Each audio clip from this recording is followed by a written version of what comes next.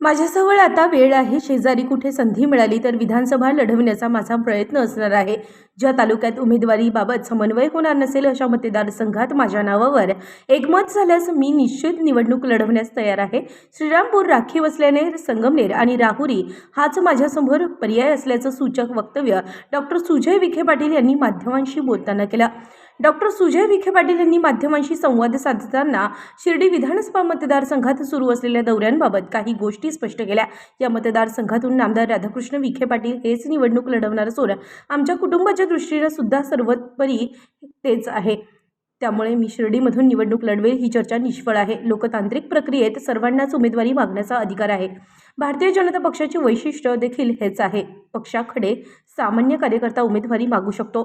नगर दक्षिणमध्ये आमदार राम शिंदे यांच्यासह अनेक जण इच्छुक होते. त्याच पद्धतीनं विधानसभेला कोणी उमेदवारीबाबत इच्छा व्यक्त केली असेल तर त्यात गैर काही नाही अशी प्रतिक्रिया देखील त्यांनी व्यक्त केली. विधानसभा निवडणूक लढवण्याच्या प्रश्नावर बोलताना डॉक्टर सुजय विखे पाटील यांनी सांगितलं की उत्तर भागामध्ये श्रीरामपूर मतदारसंघ हा राखीव आहे. कोपरगावचे राजकारण खूप क्लिष्ट आहे. यामुळे राहुरी आणि संगमनेर हेच पर्याय माझ्यासमोर आहेत. कारण याही तालुक्यात अनेक जण इच्छुक आहेत. त्यांच्यात एकमत झाले नाही आणि माझ्या नावावर एकमत होत असेल तर आपण तयार आहोत. माझे काम फक्त अर्ज करण्याचे आहे. पक्षाने आदेश दिला तर त्यानुसार आपण पुढे निर्णय करणार असल्याचं सूचक वक्तव्य त्यांनी केलं. शिर्डी मतदारसंघामध्ये तुमचा सध्या दौरा सुरू आहे आणि अनेकांशी चर्चा व्यापारी असतील किंवा इथे सगळे उद्योजक असतील यांच्याशी चर्चा सुरू आहे. मोठा दौरा तुमचा सुरू आहे. चर्चा अशी आहे की निवडणूक तुम्ही लढवणार आहे विधानसभेची? नाही, आता शिर्डी विधानसभा नामदार राधाकृष्ण विखे पाटील साहेबांच्याच नेतृत्वाखाली लढली जाईल अशी माझी अपेक्षा आहे. कारण की शेवटी पक्षाचं अजून निर्णय होणं बाकी आहे. तिकीट कोणाला मिळणार, काय मिळणार हा प्रक्रियेचा भाग आहे. पक्ष निर्णय घेईल, पक्ष त्याला संधी देईल. तर आमच्या दृष्टिकोनातून आमच्या परिवारामध्ये साहेबच सर्वोपरी आहेत आणि सर्वप्रथम तेच असणार आहे.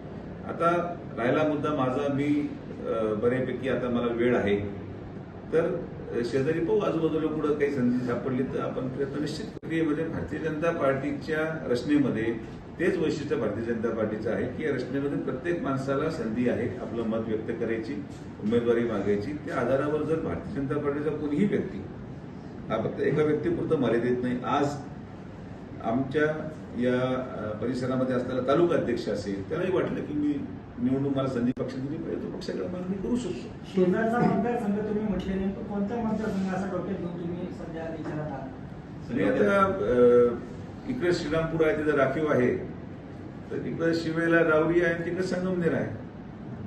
कोपरगावला अगोदरच एवढं क्लिष्ट वातावरण आहे त्याच्यामध्ये आपण जाण्यापेक्षा जिथं जिथं थोडं कार्यकर्त्यांना वाटत असेल की शेवटी मी काय कोणावर लादत नाही स्वतःला, पण आता कदाचित वाटलं एखाद्या तालुक्याला की तुम्ही जर पाहिली बऱ्याच तालुक्यांची रचना अशी आहे की तिथं कार्यकर्त्यांमध्ये एकमत होत नाही की नेमकी कोणाला द्यावं. कधी कधी 4 लोक असतात, 3 लोक असतात. तर तिथं जर समन्वय झाला नाही तर मग मी त्यांना विनंती केली की तुमचा समन्वय होत नसेल आणि मी तुम्हाला चालत असेल. शेवटी आता मी सुशिक्षित माणूस या नात्याने माझं काम अर्ज करण्याचं आहे. मी अर्ज करतो. अर्ज केल्यावर तो स्वीकारला जावं न जावं हे स्थानिक लोकांचा प्रश्न आहे. तर मी अर्ज दोन्हीकडे करून ठेवतो.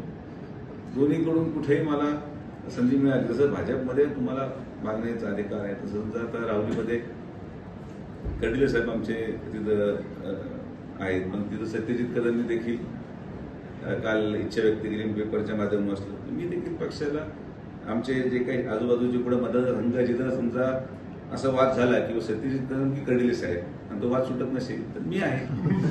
असं शेजारी संगमनेरमध्ये समजा एखादा उमेदवार 4-5 लोकांमध्ये ठरत नसेल किंवा कोण उभं राहिलं तर मला पक्षाने जर आदेश दिला की समन्वय होत नाहीये पण तुमच्या नावावर समन्वय होण्याची शक्यता आहे तिकडं, तर पक्षाच्या आदेशावर मी काम करणारा माणूस आहे आणि पक्ष जसं म्हणत तसं करू. आता संगमनेर ए आणि राहुरी बी, तर यापैकी प्रायोरिटी कशाला आहे? A + B = C. जर पाहिलं तर जागा वाटप उशिरा झालं, नावं उशिरा जाहीर झाली, त्याचा फटका बसला. त्या अनुषंगाने विधानसभेला ही परिस्थिती पुन्हा येऊ नये असं वाटतंय. मला असं वाटतं की बरीचशी चर्चा ही मीडियासमोर होत नाहीये. बरीचशी चर्चा बंद दारी आड झालेली आहे. बऱ्याचशा चर्चा होऊन गेल्यात. बऱ्याचशा चर्चा झाल्यानंतरच मी आज वक्तव्य करतो. ओके. उत्तर महाराष्ट्र न्यूज नेटवर्कसाठी जालिंदर ढोकणे, राहुरी.